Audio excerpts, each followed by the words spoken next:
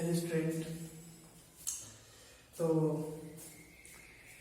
आज फिर से मैं फिजिक्स को लेकर यहाँ पर आपके सामने हूँ। जैसा कि आप लोगों को मैंने पिछले वीडियो में बताया था इलेक्ट्रिक चार्ज के बारे में कि चार्ज क्या होता है। जब चार्ज आपको समझ में आ गया तो चार्ज की वीडियोस को आपने देख लिया, या फिर अगर किन्हीं लोगों ने नहीं देखा मेरा वीडियो तो सबसे पहले आप चार्ज को समझ लीजिए, तब आपको ये समझ में आएगा कि आखिर ये चीज़ है क्या। ठीक है, तो फिर मैं अब इसके बाद यहाँ पर आगे डिस्कस करूंगा करंट के बारे में, इलेक्ट्रिसिटीज के बारे में। तो सबसे पहला बात तो ये होता क्या है। ठीक है, तो मैं ये बता रहा हूँ कि रेट ऑफ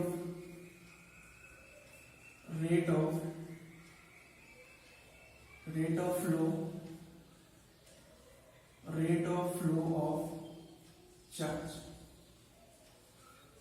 ठीक है, rate of flow of charge, उसको आप क्या बोलोगे? Current. Rate of flow of charge is called is known as current. ठीक, चार्ज के फ्लो को what is the meaning of charge? I told you, मैंने बताया आपको, चार्ज जब फ्लो करेगा, चार्ज जब फ्लो करता है, चार्ज तो फ्लो कर रहा है, कोई प्रॉब्लम नहीं, क्योंकि जितने भी कंडक्टर है, जो भी कंडक्टर है, कंसीडर है।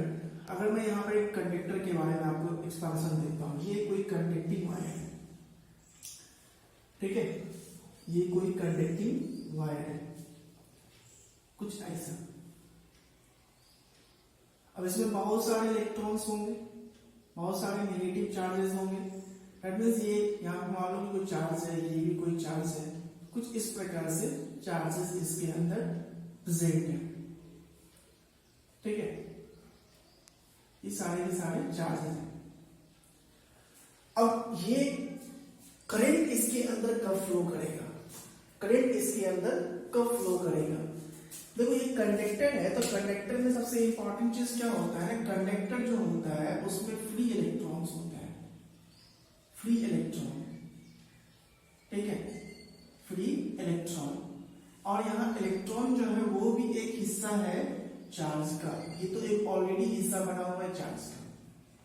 ठीक है, तो मैंने क्या बोला कि rate of flow of charge is known as current. जब इसके अंदर करंट के सप्लाई के बारे में तुम बात करते हो तो चार्ज को फ्लो करना होगा, चार्ज को चलना होगा, चार्ज को मोशन में आना होगा। ठीक है, चार्ज जब मोशन में आएगा, चार्ज मान लो या तो इधर जा रहा होगा या तो इधर आ रहा होगा, दो ही बात हो सकती है। ठीक है, किसी भी डायरेक्शन में, मैं बात नहीं कर रहा हूँ डायरेक्शन के बारे में, मैं किसी भी डायरेक्शन में मान लेता हूँ कि चार्ज फ्लो कर रहा है। ठीक है, चार्ज फ्लो कर रहा है, और जब मैं डिटरमाइन करूंगा कि rate of charge, what is the meaning of charge के रेट, मतलब कि आप अगर मान लो, अगर आप इसको ऑब्जर्व करते हो, एक ऑब्जर्वेशन कर रहे हैं यहाँ पर, लेट मी कंसीडर, मैं आपको ऑब्जर्व कर रहा हूँ। क्या ऑब्जर्व कर रहा हूँ कि मैंने ये ऑब्जर्व किया कि सर मैंने जब करंट का सप्लाई करना स्टार्ट किया तो मैंने ये देखा, मैंने ऑब्जर्वेशन किया कि इसमें जब टाइम मैंने चेक किया तो टाइम हमको लगा, दैट मींस टी, ये लग गया सर हमको 2 सेकेंड। 2 सेकेंड तक मैंने इस वायर को ऑब्जर्व किया, और जब मैंने इसमें फिर से ध्यान दिया तो इसमें कुछ चार्जेस फ्लो हो रहे हैं, 2 सेकेंड तक कुछ चार्जेस फ्लो किए जा रहे हैं। तो कितने चार्ज फ्लो कर रहे हैं? तो मैंने बोला कि चलो भाई कुछ देर के लिए 2 कूलॉम का चार्ज ट्रांसफर किया जा रहा है, इस बॉडी से 2 सेकेंड में 2 कूलॉम का चार्ज ट्रांसफर किया जा रहा है। तो जब मैं करंट के बारे में आपसे पूछता हूँ, करंट के बारे में, करंट आई, तो इसका मतलब कि पर सेकेंड कितना चार्ज फ्लो कर रहा है। तो पर सेकेंड अगर आप चेक करो, सबसे पहले मैं यहाँ पर चार्ज लिखूंगा, चार्ज अपॉन जो आपने टाइम ऑब्जर्वेशन में लगाया, this is I is equals to Q upon T. ठीक है, आप जब इस फॉर्मूला में आप इस वैल्यूज को रखते हो तो मिलता है आपको कुछ इस तरह से 2/2, दिस इज 1 कूलॉम पर सेकेंड। यानी आपने एक चीज गौर किया कि आप जब टाइम आपके सामने दिया गया था 2 सेकेंड का, जब आपके सामने टाइम था 2 सेकेंड का और चार्जेस आपके सामने फ्लो किए जा रहे थे 2 कूलम का, तो आपने ये चेक किया कि हमारे पास करंट की वैल्यूज कितनी आ रही है, तो we got 1 coulomb per second.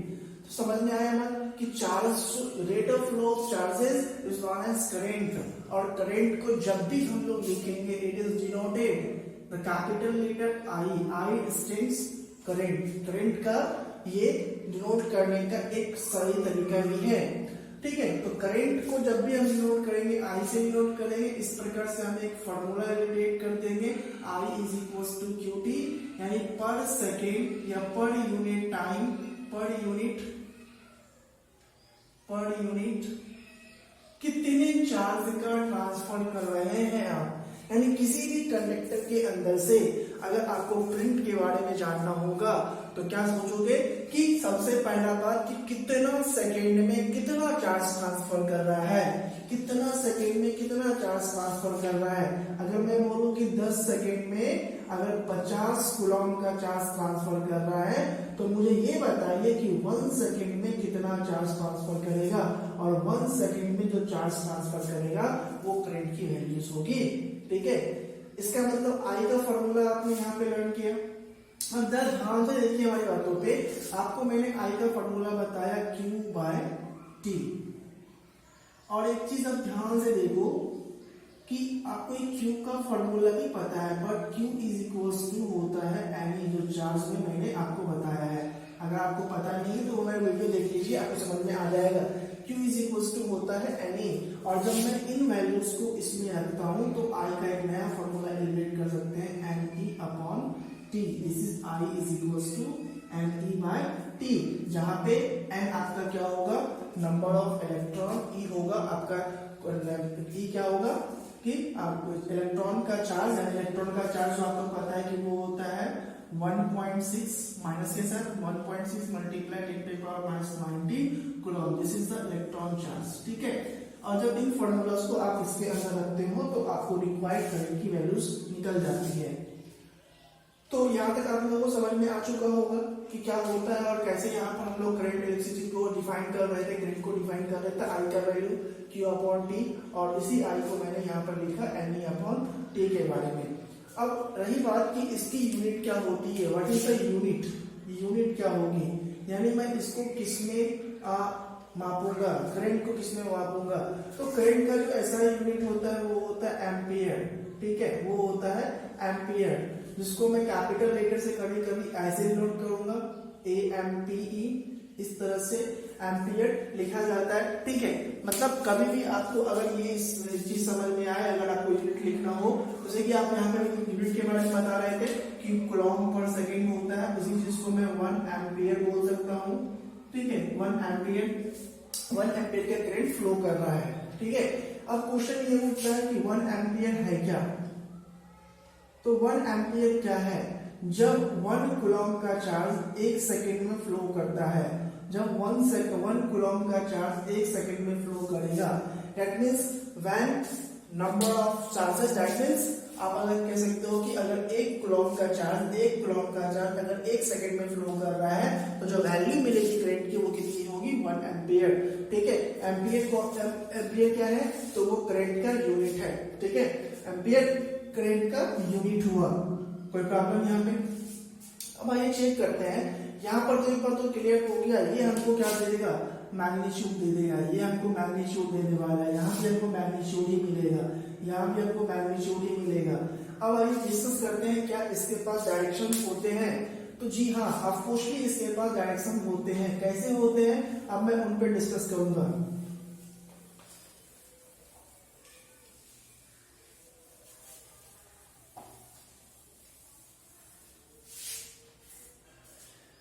देखिए अभी मैंने बोला कि इसके पास तो मैग्नीट्यूड भी होगी, डायरेक्शन तो 100% है, ठीक है।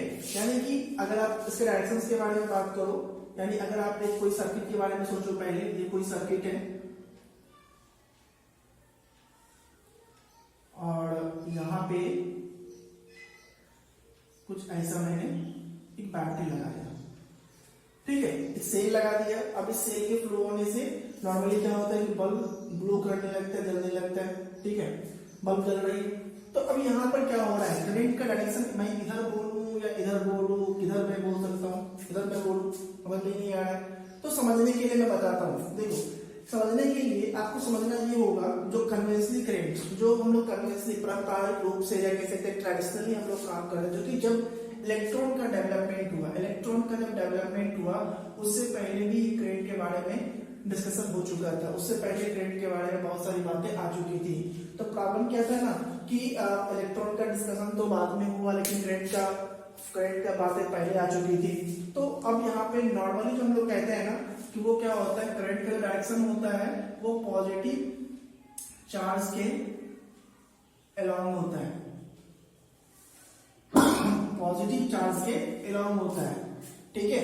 या अभी के डेट में अगर तुम समझोगे इसको तो मैं इसको ऐसे बोल सकता हूं कि नेगेटिव चार्ज के अपोजिट होता है, ठीक है, नेगेटिव चार्ज के अपोजिट होता है। लेट कंसीडर, अगर मैं तुमको बोलूं कि अगर ये करंट है, ये सॉरी ये अगर इलेक्ट्रॉन है, अगर इलेक्ट्रॉन इधर फ्लो कर रहे हैं तो 100% श्योर है करंट इधर फ्लो करेगा, ठीक है। अगर इलेक्ट्रॉन इधर फ्लो कर रहा है, इलेक्ट्रॉन अगर इधर जा रहा होगा तो इसका मतलब क्या कि करंट का सप्लाई कैसे होगा, कुछ ऐसा, ठीक है। दैट मींस अगर इलेक्ट्रॉन का मूविंग इधर इस डायरेक्शन में हो रहा है तो करंट डायरेक्शन इस डायरेक्शन में होगा। अगर मैं इसी बात को बताऊं ऐसे कि अगर पॉजिटिव चार्ज इधर मूव कर रहा है, पॉजिटिव चार्ज इधर मूव कर रहा है तो करंट इधर मूव करे नहीं करेगा, ठीक है। क्यों? क्योंकि पॉजिटिव चार्ज के अलोंग करंट मूव करता है, पॉजिटिव चार्ज के अलोंग करंट मूव करता है। तो करंट का डायरेक्शन कैसा होगा, पॉजिटिव चार्ज अगर इधर मूव कर रहा है तो करंट भी इधर ही मूव करेगा, ठीक है। पहला बात तो ये। दूसरा बात है कि अगर नेगेटिव चार्ज, आपको पता हो कि नेगेटिव चार्ज का डायरेक्शन कुछ ऐसा है तो करंट का जो डायरेक्शन होगा वो उसके अपोजिट इधर होगा। दैट मींस अगर मैं ऐसा बताऊं कि अगर चार्जेस, अगर मैं नेगेटिव चार्ज के बारे में बोलता हूं, ये चार्ज जो है वो कुछ ऐसा जा रहा है, अगर कुछ ऐसा जा रहा है, ये मान लो कि ये नॉर्थ डायरेक्शन है और ये साउथ डायरेक्शन है। अब मैं बताऊं कि ये इलेक्ट्रॉन कुछ ऐसा जा रहा है तो करंट जो होगा, क्योंकि इसका मतलब क्या है कि वो साउथ से नॉर्थ की तरफ जा रहा था, करंट कैसा होगा, नॉर्थ से साउथ की तरफ आ रहा होगा। अगर मैं ऐसा बोलूं कि कुछ ऐसा जा रहा है पॉजिटिव चार्ज तो करंट भी कुछ ऐसा ही जाएगा, करंट भी कुछ ऐसा ही जाएगा, ठीक है। ध्यान रखोगे कि पॉजिटिव चार्ज के अलोंग करंट का डायरेक्शन होता है। दूसरा बात क्या कि नेगेटिव चार्ज के अपोजिट करंट का डायरेक्शन होता है। अब क्वेश्चन तुम्हारे मन में ये उठ रहे होंगे कि अगर rate of change of flow of electric current है तो उसमें नेगेटिव चार्ज के डायरेक्शन को तो हमको जानना पड़ता, क्योंकि नेगेटिव चार्ज को यानी इलेक्ट्रॉन के डायरेक्ट फ्लो को तो हम करंट बोल रहे हैं, कोई प्रॉब्लम नहीं। क्योंकि देखो इलेक्ट्रॉन की जो डिस्कवरी हुई बहुत बाद में हुई, करंट से पहले, करंट के बहुत बाद में। एक्चुअली उस समय जब बेंजामिन फ्रैंकलिन थे उन्होंने इस बात को शो ऑफ किया, उन्होंने बताया कि पॉजिटिव चार्ज इधर चलेगा उधर करंट चलेगा। अब मैं अगर मैं अब जब जैसे कि इलेक्ट्रॉन का डिस्कवरी हुआ और फिर मैं अगर ये बोलना स्टार्ट कर दूं कि नेगेटिव चार्ज के अपोजिट में तो बहुत सारी जो बातें जो भी ऑलरेडी डिस्कवरीज करंट के ऊपर जो थ्योरम्स रखे गए हैं वो कुछ अदला बदली हो जाएगा और कंफ्यूजन की मामला बहुत ज्यादा बढ़ जाती, इसलिए इसको कन्वेंशनली हम लोग बोलते हैं कि पॉजिटिव चार्ज के अलोंग ही मान लो, ठीक है। अब यहाँ पे क्वेश्चन ये उठता है कि अगर इसका डायरेक्शन है, इसकी डायरेक्शन भी है, डायरेक्शन तो हमारे सामने आ गया, डायरेक्शन तो हमारे सामने आ गया, ये हमारा डायरेक्शन हो गया, ठीक है। अब इसकी मैग्नीट्यूड भी हमारे पास I = Q/T, ये हमको मैग्नीट्यूड दे देगा और ये आपको डायरेक्शन दे देगा। तो उस हिसाब से ये कौन सी क्वांटिटी होगी, स्केलर होगी या वेक्टर होगी, ठीक है। तो आपको ये इंफॉर्मेशन दे दूं कि ये जो करंट है, ठीक है, करंट जो है इसके पास दोनों चीज है, यानी डायरेक्शन भी है और मैग्नीट्यूड भी है। बट कुछ ऐसी वेक्टर के कुछ ऐसे लॉ है जिस लॉ को करंट फुलफिल नहीं करता है, इसलिए इसको हम वेक्टर नहीं बोल सकते हैं। और रहा बात तो हमारे पास एक ही क्वांटिटी यहाँ पर बच जाता है स्केलर, तो आपके बुक के हिसाब से आप इसको स्केलर बोल सकते हो, या फिर इवन कि आपके टीचर ने बताया होगा करंट एक scalar quantity you can learn, तो आप वहां पे बोल सकते हो स्केलर है, कोई प्रॉब्लम नहीं होगा। लेकिन मैं आपको सिखा दूं कि करंट एक्चुअल में टेंसर क्वांटिटी है, ठीक है, टेंसर क्वांटिटी है, क्योंकि इसके पास बोथ मैग्नीट्यूड भी है, डायरेक्शन भी है, बट वेक्टर नहीं हो सकता। तो वेक्टर नहीं हो सकता तो स्केलर तो, चूंकि स्केलर के डेफिनेशन में तो बताया जा रहा है इसके पास सिर्फ मैग्नीट्यूड होना चाहिए। अगर ये प्योरली स्केलर होता तो सिर्फ इसके पास ये होना चाहिए था, ये तो होना नहीं चाहिए था, ठीक है।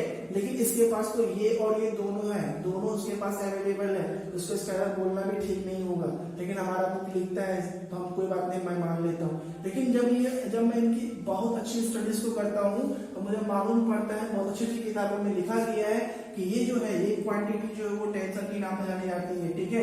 इसलिए ध्यान रखो, अगर आपके पास ये चीज अवेलेबल हो तो you can write scalar, otherwise अगर आपके पास ऑप्शंस में अगर ये टेंसर भी इंक्लूड हो तो आप 100% इसके ऊपर जाओ, और अगर टेंसर आप लिख रहे हो तो कोई इसको कट भी नहीं करेगा, ठीक है।